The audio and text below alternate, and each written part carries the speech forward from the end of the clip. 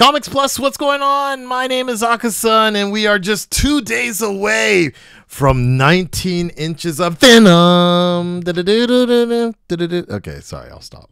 Anyways, there's a video out with the performance review of Spider-Man 2. Here we go.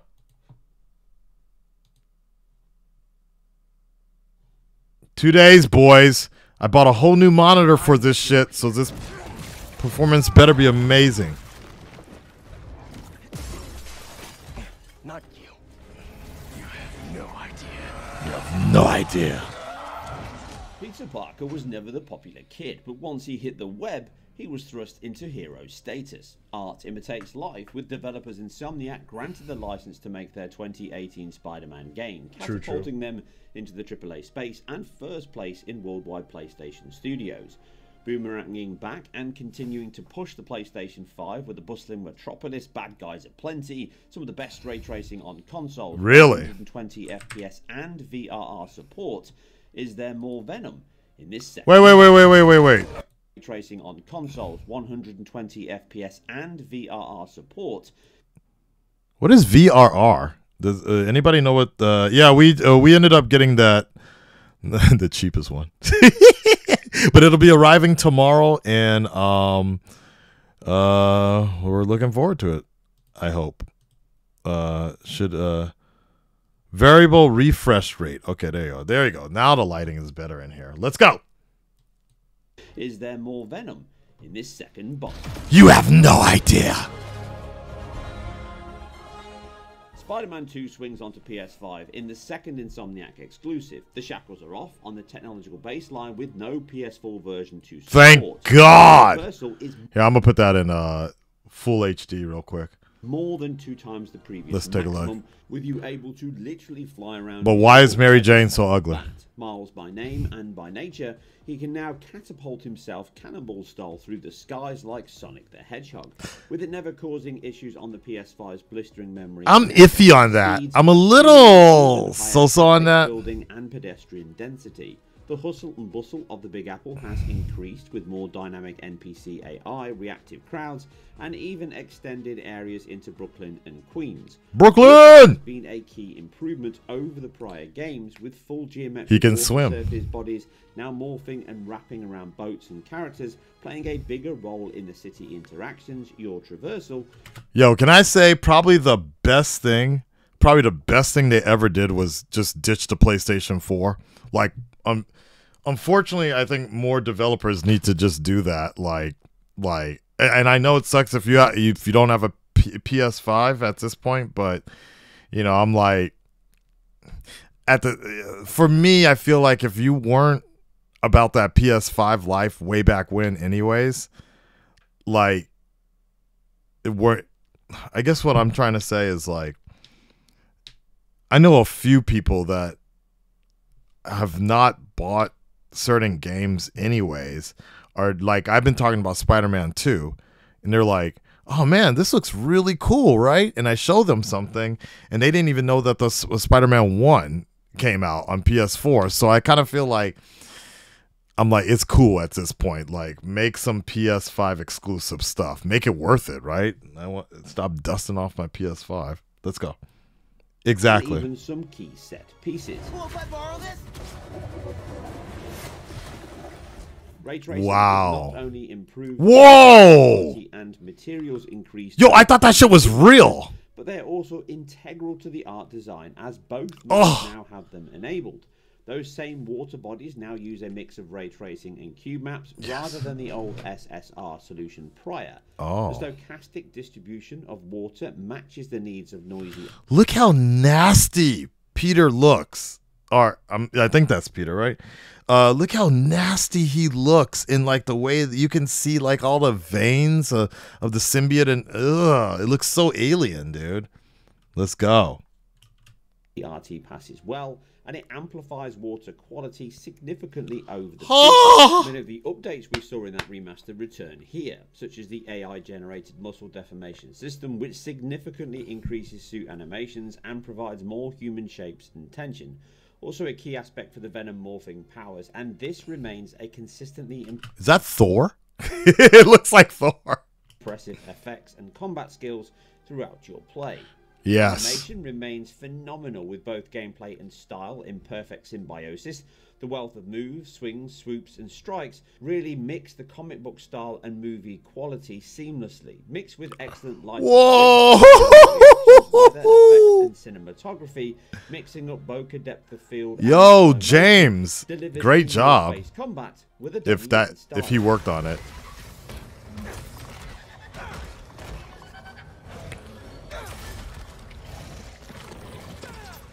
With the PS4 out of the equation, as we surmised in our preview, we now see two modes to pick from. Fidelity mode remains the showcase with its default choice capped at 30 FPS with dynamic resolution scaling. Okay. Understood.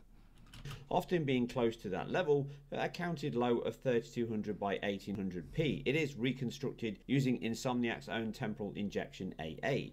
Character models, facial animation, and emotional nuance are all improved. Evolution, not revolution. But when your baseline looks... Ooh.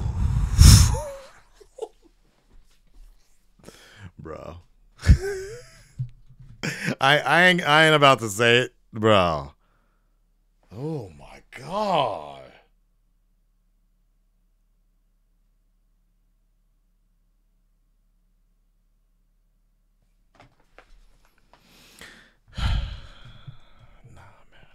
I don't know. I'm gonna stop. I ain't gonna say shit, dude. Honestly, both of them, though. Nah.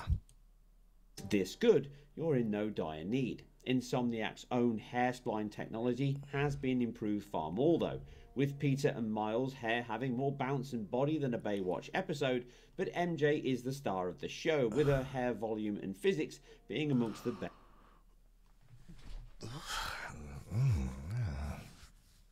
I guess I don't know.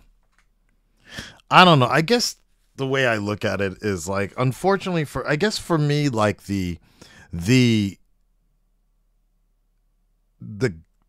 status quo is The Last of Us and God of War. God of War, I think, has been by far the best, right? God of War, like, that shit was like movie, like everything felt real. Maybe just the way I guess the way Insomniac is doing it is different or something.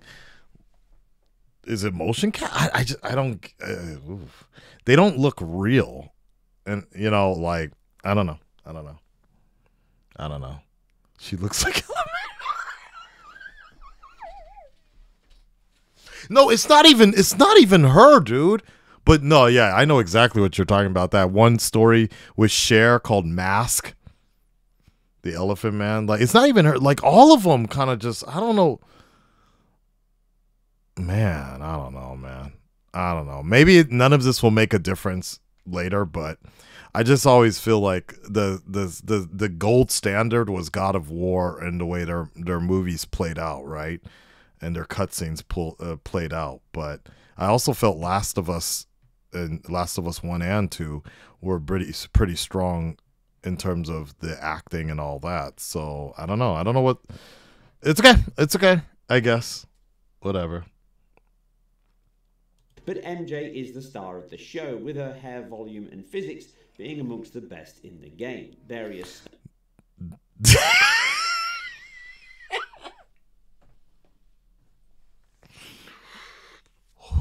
Them contacts, them eyes, that mouth, dude. Like, damn, dude. It's not gonna matter at the end of the day. Hair volume but and physics being amongst the best in the game. Various styles and looks adorn her throughout the game, and clipping is almost non-existent. Complemented by more RT reflections than a cutlery drawer, the game's PBR material still balance the line between the uncanny and well, making that 30 FPS cap a much easier pill to swallow, aided by an improved per pixel motion blur, alongside the largely rock-solid 30 FPS readout in this mode. Look at that costume. A smooth and consistent presentation with the absolute best visual quality and effects, exactly as the team intended. Next week, we were gonna make a potato-powered helicopter. I'm so sorry. Fear not, 60 FPS fans, as it remains in the performance mode, again with RT enabled. Wait. Similar reductions as before. The ceiling is now 2560 by 1440, which it can hit. Oh, this is a flashback, right? Because I was E.T. Aunt May's back, baby! Woo! Aunt May is Venom. I told you, motherfuckers. That's what happened. Aunt May is Carnage. Often, more so in those real-time cinematics, but a new low of 1920 by 1080p. It is often at the higher end of this range. Like Fidelity Mode, it uses Insomniac's own temporal injection to... Whoa, look at the dust. Look how dusty Spidey looking right now. Reconstruct and clean the image up to that maximum when below. In addition, ray trace reflections, although present, use a lower quality BVH range, and quality overall is reduced with less surfaces reflecting, or at least a higher roughness cutoff. Shadows, ambient occlusion and hair quality are also reduced a little, as are textures in places, likely as a result of resolution, but these are minor compared to double the performance with the same high octane action, blistering travel and wild set pieces. Oh, crap. As before, Insomniac have not stopped here, with a 120Hz screen offering 40 FPS fidelity mode, halving the gap between 30 and 60 with a 25 millisecond frame time. It loses none of the quality but gains even higher performance. VRR screens are also catered for, pushing that fidelity mode to maximum, with it able to hit 50 FPS with a more aggressive dynamic resolution scaler employed, sacrifices a slightly lower base for sometimes 66% higher frame rates, although okay, 40 plus is the readout. That said, this 40 FPS mode is 33% more performant than 30. The performance mode is not left in the gutter, as it too, thanks to a slightly wider DRS range that can now hit 1792 by 1008p. Lower is always possible. The benefit is frame rates can now hit 100 FPS. It is often closer to 70 FPS in reality though, but the extra fluidity and response it offers with such a minor cut over that 60 FPS cap mode gives us a peek into the full potential of the PS5 lurking behind that mode. But a full 120 FPS is simply not possible here, largely CPU limited I would suspect in play and certainly travel, as cutscenes tend to push into the higher rates. However, the increase in response on a VRR screen can be welcome, and it remains a great benchmarking mode in the PS5's first party potential. Performance in the fidelity and even 40 FPS fidelity mode is largely a locked affair, aside from some small dips in cutscenes which... He's speaking a lot of words, and I get it. I guess it's all good then, right? Cool. Yeah, right? Sigourney Weaver? Yeah, I could see that. She reminds me on E.T. Yeah, I'm going to try this on this brand new monitor I just bought. Sony, don't let me down. I just spent $500 on the low-end monitor, but I'm down with... I mean, I think I just rather have played it on my TV, but we're gonna see. We're gonna see. Let's go. And some minor stutters between shots. The base 60 FPS performance mode is pretty much locked, also with small hiccups and noticed in the same areas throughout my tests, and some mid-50s in some bigger set pieces and fast travel, specifically when you catapult yourself in the middle of a dense city. Aside this though, the unlock mode is great, but a VRR screen is required as the variable rate improves input latency, and due to the 60 to 70 FPS range, it is small, but a noticeable boost nonetheless to player control and fluidity. Damn, dude, that's gonna be so sick. Wait. Some rougher edges do remain. Oh, Alpha okay. effects can have mixed results. And Whoa. Whoa. Largely great, but some obvious lower triangle Puddles. and bugs can crop Puddles. in the BVH proxy objects. Incidental buildings and textures can vary in quality, although the speed at which this hurdles past makes them a minor blemish. But the density of the city has increased, while world detail is less progressive. The updates to the core engine technology are iterative. Yo, imagine when this shit hits PC. I'm not gonna lie, I might have to actually get a new graphics card. By that point, it'll be time to update my entire computer rig just to enjoy how good it's gonna be with all the mods and everything, dude. Rather than transformative. Polygon count has not significantly increased, with a big reliance on normal maps and textures for detail. The visual okay, what I will say is at least the like in-game scenes, they look good. Cutscenes I'm really iffy on, but the actual game scenes, yeah, they look really good and more detailed and lifelike. Aspects and quantity have increased though. However, it can still have a cross-generational look on some nondescript objects such as fruit, books, pillows, NPCs and such, with the low poly count objects being apparent. Who the fuck is that on the left? Is that supposed to be Peter's dad? In the city, with a strong and understandable reliance on 2D imposters for trees, buildings and cars, amongst other elements, can... Or was that Uncle Ben? Put from time to time, and the performance mode is where LOD transitions from these imposters to 3D do stand out. But this is edging heavily into the nitpicking area. As a tentpole title for the PS5, it builds on the amazing price. I'm still very iffy on that. I'll have to see how that feels, but now I'm just like, okay, now y'all you're just not even trying to hide the Arkham inspiration there. I mean, Arkham is already a 15-year-old game, so it's not like Batman. It's not like Gotham Knights was gonna bring it back. So, games offering excellent enhancements in key areas such as slick and seamless fast travel, over double the traversal speed of the previous PS5 game, dramatically improved water, hair, lighting, and art, which, along with the set pieces, impressed me throughout my play, and also the story and character building is absolutely superb, as is the soundtrack and sound effects. Okay. Have we only seen Tom Holland's Spider-Man do that in the movies? It's not like he was doing it a lot though. That's why I like he did it like once in Far From Home, right? Just for a little bit though. His ass wasn't gliding around like Batman though. Including a full Dolby Atmos mix. I could use your help. Thanks. Glad you're all right. Spider-Man 2 is, on paper, the perfect sequel. It takes all the elements that made the very first game so much fun and builds and improves on them. Bigger battles, more ray tracing, wider story choices, more flamboyant combat, dual characters, improved visuals, staggeringly fast and dense city travel. The sheer wow factor it delivers does impress, but some of the shine is dulled by Insomniac's own success and work on the remasters. Going from the original PS4 or even PS4 Pro Spider-Man titles to this is a night and day difference in all areas. Seamless loading, ray tracing, AI muscle deformation. Dude, the Venom suit looks so good. That pushed the PlayStation 5 hard. But from the PlayStation 5 updates themselves, the leap is smaller, if still impressive. None of this diminishes the excellent and varied game within, and the scale and quality remains top tier stuff. This is an amazing Spider-Man sequel on every single level. But how amazing that is depends on where you last became New York's favourite webhead.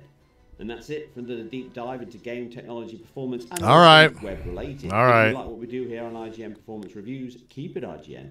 Interesting. And they didn't really talk about because I know it's a performance review, but I thought there was another video circulating about the whole fast travel thing going on, and I was gonna check that one out. But maybe it's this Spider-Man 2 review. We'll check that one in another video then. All right. Yeah. So I'm kind of like, and I don't want to kind of keep on harping on this situation, but it'll be interesting to see my final review when I actually play it in a few days. But here's my personal thing. I think if Miles was able to do it, I'd be like, all right, he's a little smaller than Peter, and like okay, cool. Maybe story-wise, if they break it down somehow, some way, like, you know, then story-wise, it's introduced somehow, then I'd be like, cool. Maybe it'll make more sense to me, but the fact that both of them can now suddenly do it, so far, we don't know. Story-wise, I don't know. But maybe if it's introduced in a certain way as like, okay, why don't you try this out? But even then, I feel like now, like from what I've seen so far, it seems like they're actually legit taking the web slinging out of the Spider-Man, the experience of being Spider-Man is all about web slinging, right? But if you're just kind of web gliding at this point, you know, I don't know. So I guess my thing, I feel like if Miles could do it for a short period of time, and it was like a very limited, you just get an updraft of wind, but not really gliding through the entire town like you're flying like friggin' Superman, right? Or gliding like Batman. At least with Batman, you had to kind of like go up and down, right? It just, I don't know. It's throwing me off a little bit, but maybe the actual game will change my mind, right? And then, what? It doesn't have a lore explanation. Some reviews said you had it as early as the first mission. I don't know. You know, the Batman one kind of made sense because it was like, okay, it's windy as hell in Gotham, and you're catching the wind every once in a while. And then if you did not catch the wind, you would hit the ground, right? With this one, I don't know. It just seemed a little weird to me, a little weird. So, I will see. We'll see what happens. Okay.